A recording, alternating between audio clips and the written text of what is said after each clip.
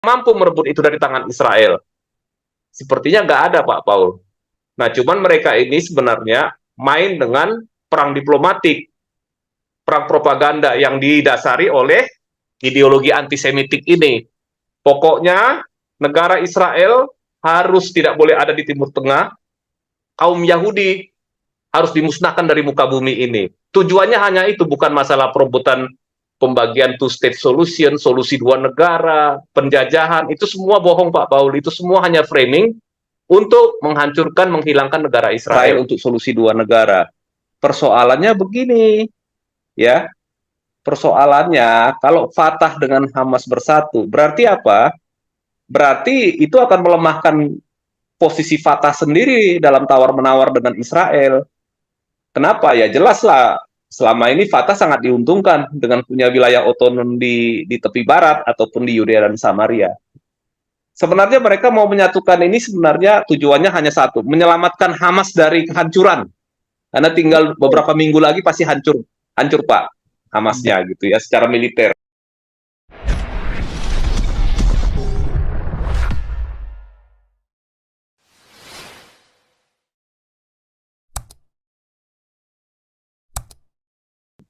Berat, makanya nggak bisa. Pak Paul. Lanjut, ya.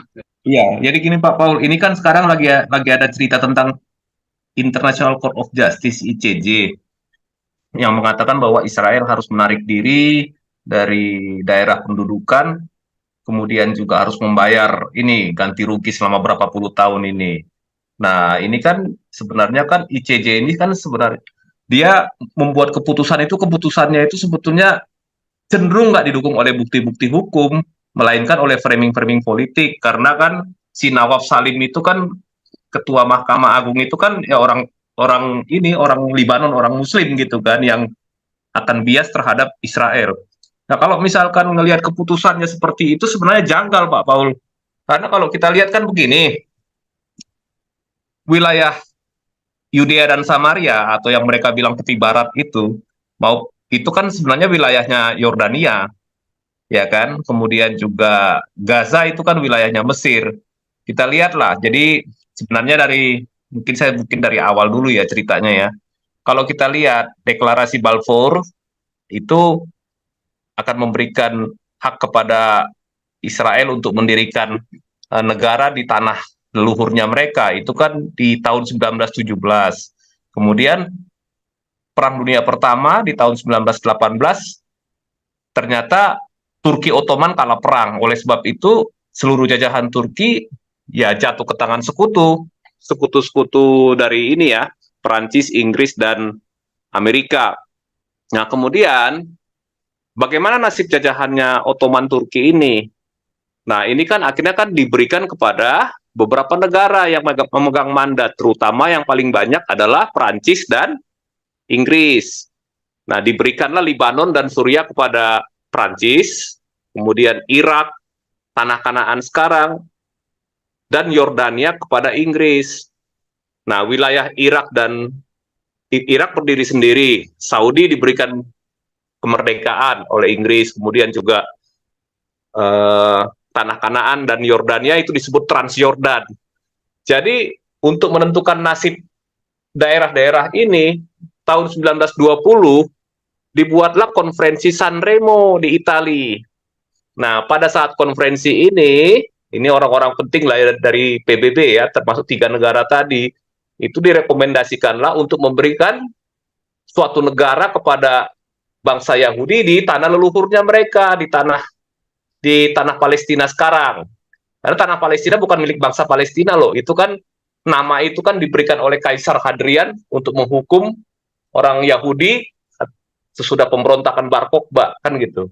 Nah, jadi ada rekomendasi dari konferensi Sanremo untuk membentuk negara Israel. Nah, kemudian nanti sebelum masuk ke 1948, justru pada saat konferensi Sanremo itu tidak ada rekomendasi untuk membentuk negara Palestina. Bahkan nama Palestina sendiri pun tidak dikenal Pak Paul dalam konferensi Sanremo. Nah, kemudian terjadi Perang Dunia Kedua, Sekutu menang lagi melawan Jerman, dan Jepang. Nah, akhirnya dilaksanakanlah pembagian tanah ini. Kemudian diberikanlah Yordania berdiri sendiri, kemudian juga Irak dan Lebanon itu urusannya Perancis, kemudian tanah yang katanya sekarang wilayah Israel itu sebagian diberikan kepada Israel dan sebagian kepada pemukim Arab. Tetapi apa yang terjadi pada saat itu di tahun 1948, Israel segera mengumumkan mendeklarasikan negaranya. Tetapi 5 negara Arab itu menyerang Israel, bukan membentuk negara Palestina. Bahkan istilah Palestina di tahun 1948 pun tidak pernah ada. Nggak ada yang namanya suku Palestina, bangsa Palestina, Kesultanan Palestina. Bukti historis maupun arkeologisnya juga tidak ada. Nah, kemudian perang 1967, wilayah-wilayah yang tadi diambil oleh Mesir seperti Gaza dan Yordania itu, Yudea dan Samaria itu akhirnya direbut kembali oleh Israel di tahun 1967. Jadi sebenarnya wilayah kedua daerah ini, tepi barat maupun Gaza ini, tepi barat untuk Yordania yang dikuasai Yordania, kemudian Gaza dikuasai oleh Mesir, itu direbut oleh Israel di tahun 1967. Bagaimana mungkin ICJ itu memerintahkan Israel untuk menarik diri dari tepi barat dan Gaza dan menyerahkannya kepada bangsa Palestina? Emang waktu itu antara tahun 1948 sampai tahun 1967, apakah daerah tersebut dikuasai oleh negara Palestina atau bangsa Palestina atau kerajaan Palestina atau Kesultanan Palestina? Jawabnya adalah nggak ada gitu. Tepi barat itu dikuasai oleh Yordan, Gaza itu dikuasai oleh Mesir, tetapi dengan Mesir dan Yordania sudah berdamai, jadi ada yang namanya land for peace gitu. Yordania memberikan tepi barat Yudea dan Samaria kepada Israel, ya dengan penandatanganan perdamaian. Gaza juga sama, jadi Gaza itu diberikan kepada Israel oleh Mesir karena itu tanahnya mereka. Kemudian Sinai dikembalikan oleh Israel kepada Mesir. Nah, ini ceritanya, konsekuensinya begitu. Nah, makanya saya bilang keputusan ICJ sekarang ini cacat sejarah, cacat bukti hukum, cacat juga dari bukti arkeologis maupun geopolitik, Pak Paul. Nah, kemudian kalaupun mereka mau memaksakan untuk merebut wilayah itu dan menyerahkan ke Palestina, cacat semuanya, Pak, cacat sejarahnya juga gitu. Terus siapa yang mampu merebut itu dari tangan Israel? Sepertinya nggak ada, Pak Paul. Nah, cuman mereka ini sebenarnya main dengan perang diplomatik, perang propaganda yang didasari oleh ideologi antisemitik ini. Pokoknya negara Israel harus tidak boleh ada di Timur Tengah, kaum Yahudi harus dimusnahkan dari muka bumi ini.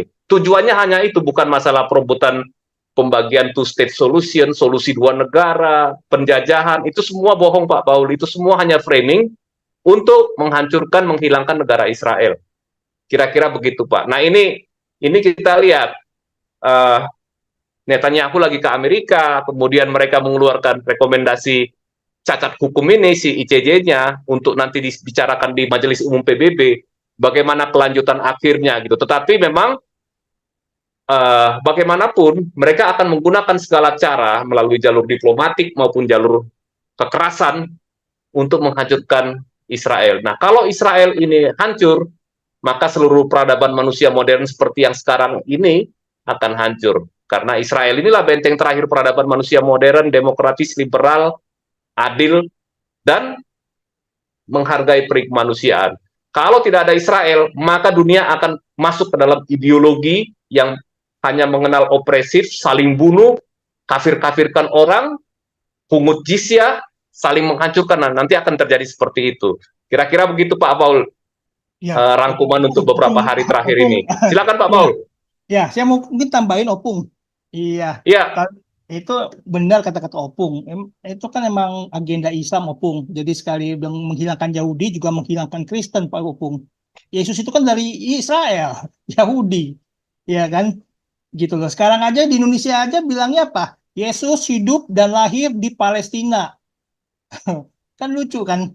Gitu loh. Iya, Kayak tadi, makanya begini ah, Pak Prawira. Kalau misalkan ada orang Kristen menganggap bahwa Israel itu nggak penting, ya nggak mungkin, karena Yesus itu iya, orang Yahudi. Sejarah kekristenan itu dimulai dari tradisi Yahudi, dari teologinya Yahudi juga, dari apa namanya, dari ritualnya Yahudi, Tuhannya Yahudi dengan Tuhannya Israel ya sama gitu. Tetapi nggak mungkin kekristenan itu berdiri dengan langsung versi baratnya gitu, dengan mengagung-agungkan dogma Trinitas dan lain-lainnya, yang nggak juga gitu, nggak bisa juga kita melepaskan itu. Makanya banyak orang-orang Kristen itu di Indonesia ini menganggap nggak penting itu, Kristen pokoknya beda, dari mana beda, orang Yesus orang Yahudi kok, kan gitu ceritanya Pak. Oke Pak, lanjut Pak.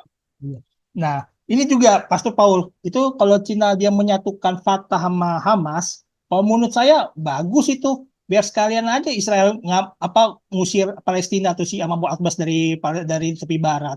Ya kan? Jadi kan di sejarah Tuhan Yesus lahir dan hidup di Israel, bukan Palestina. Kan kalau bilang Palestina kan berarti menghilangkan sejarah itu namanya kan. Menghilangkan sejarah bahwa Yesus hidup di Israel kan. Gitu loh. Menurut saya bagus sekali aja diusir tuh si Mahmud Abbas segala tuh siapa sih itunya tuh Palestinanya. Sehingga direbut tepi baratnya benar-benar dikuasai penuh oleh Israel seperti gitu. Kalau menurut saya segitu gitu loh. Bagus dia Cina nyatuin yang sekalian direbut kan lo berarti Hamas kan. Ya kan teroris kan berarti si Abbas ini si Fatah ini kan ya udah sekalian direbut dihancurin aja sekalian gitu loh. Seperti itu dan on down of the Oh, rock harus di bawah kontrol Israel jangan Jordania lagi gitu loh. Gitu loh. Kalau iya, mau jadi kan begini sebetulnya Pak. Sebenarnya kalau Israel misalkan begini mengenai solusi dua negara, kalau Hamas dan Fatah menyatu maka akan bisa berunding dengan Israel untuk solusi dua negara. Persoalannya begini, ya. Persoalannya kalau Fatah dengan Hamas bersatu, berarti apa? Berarti itu akan melemahkan posisi Fatah sendiri dalam tawar-menawar dengan Israel. Kenapa? Ya jelaslah, selama ini Fatah sangat diuntungkan dengan punya wilayah otonom di tepi barat ataupun di Yudea dan Samaria. Sebenarnya mereka mau menyatukan ini sebenarnya tujuannya hanya satu, menyelamatkan Hamas dari kehancuran. Karena tinggal beberapa minggu lagi pasti hancur, hancur Pak, Hamasnya gitu ya secara militer. Jadi sebenarnya mau menyelamatkan Hamas, tetapi itu kalau misalkan disatukan, sekarang kan masalahnya kan negara Palestina ini kan batas wilayahnya kan nggak ada, negara dalam negara kan gitu kan. Kalaupun dulu tahun 2006 itu tepi barat jalur Gaza diberikan kepada otoritas Palestina, kemudian beberapa kota seperti Jenin, Hebron, Bethlehem, dan Yerusalem Timur itu diberikan kepada otoritas Palestina. Sebenarnya itu karena pemberian Israel, bukan karena memang itu miliknya Palestina, tidak, itu miliknya Yordania. Daerah-daerah tersebut yang direbut Israel pada perang tahun 1967. Nah, disinilah poinnya ICJ itu nggak nyambung gitu. Kalaupun dia mau merekomendasikan itu kepada Majelis Umum nantinya, Pak. Jadi kalau kita lihat ya biarin aja bersatu. Tetapi nanti kalau bersatu itu akan membuat Israel itu akan tegas terhadap Fatah gitu. Jadi Mahmud Abbas juga nggak akan berkutik. Kalaupun nanti misalkan solusi dua negara ditandatangani, itu adalah tombol kematian bagi Israel. Dengan demikian kalau solusi dua negara, mereka akan punya militer, punya pesawat ataupun senjata, kemudian melakukan infiltrasi terhadap negara Israel, menghancur tembok perbatasan harus dibongkar, lama-lama Israel hancur. Kalau Israel sampai hancur ya peradaban manusia ini akan jatuh semuanya, akan dikuasai oleh Helel Ben Sahar kan gitu kan. Nah, itu kira-kira tujuannya ya ke sana sebetulnya. Tapi saya kira Israel juga sudah antisipasi ke arah sana. Mereka juga nggak akan mau segampang itu terpengaruh gitu. Karena terus terang tanah yang ada milik bangsa Palestina sekarang itu nggak ada akar historisnya, nggak ada akar geopolitiknya, nggak ada akar sejarahnya gitu. Jadi apa yang menjadi bukti klaim? Nggak ada. Karena itu sebelumnya juga direbut Israel dari Yordania dan dari Mesir. Kira-kira begitu, Pak. Oke, lanjut Pak Paul. Saya